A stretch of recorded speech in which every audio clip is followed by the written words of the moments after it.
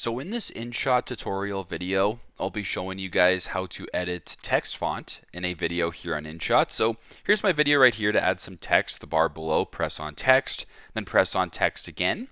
And I'm going to go ahead and just type in the word font just like that. So this is the font that I'm using at the moment. If I wanted to change this font, it's pretty straightforward. On the screen right here, where it says A and lowercase a, go ahead and press on that. Then you guys can just go ahead and slide whatever font you're looking for. So you can go ahead and kind of just play around with it this way. If you wanted to use this one, for example, you can go ahead and do that. You can also import fonts as well, /download fonts if you want that. But if all looks good, press the check mark right here. And that's my new font right here in my text. So very straightforward, very simple. That's how you guys can edit text font in a video on InShot. Thanks again for watching, and I hope this video helps.